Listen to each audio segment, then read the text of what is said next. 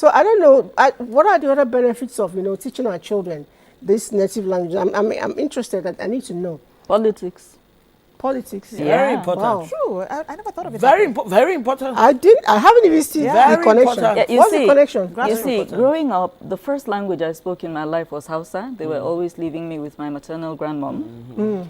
Then the second language I spoke was Pidgin English because of the people that help around in the house. Yes. So the last language I spoke was Tiv.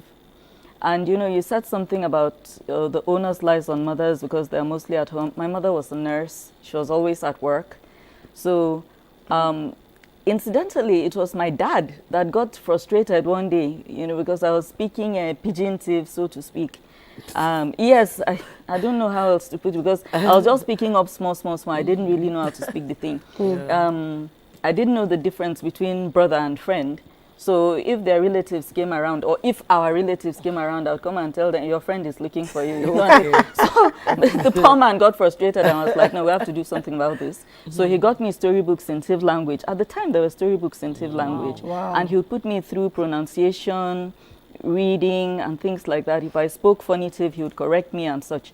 So anyway, this came in handy. Sorry, I'm not cutting you short. I just like the story Devon is telling us. And if you're watching, and if your children can read your language, from a book, if they can read it, let us know. Send us a text. You can see the number on the screen. Let's know what's your language, and can your children read in your local dialect. Go ahead, please. Yeah, so my dad taught me how to read Tiv, and all of that.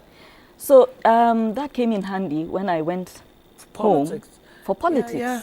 You are not going to stand there and start speaking English or or Pidgin English or any other language. You're going to speak the language of the people that you say you are going out there to go and represent. And even then, I'd have the odd person coming at me with, you don't speak it too well, right? And I'll be like, yes, that's because in the National Assembly, it's English they speak. So if you can hear what I'm saying here, just manage what I'm saying here right now, because I will not be speaking to the National Assembly if I go there. So manage this one. But even at the village level, I dare say I don't think I did too badly.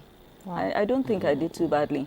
I think I beat myself up a little bit about my capacity to speak Tiv. I think I speak it much better than I think I do.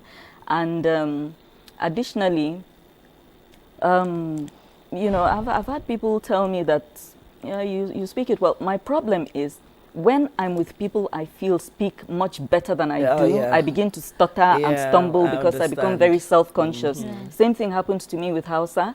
If I'm to speak it formally, I begin to stumble all over the place. But if I'm speaking informally with friends, I don't have issues.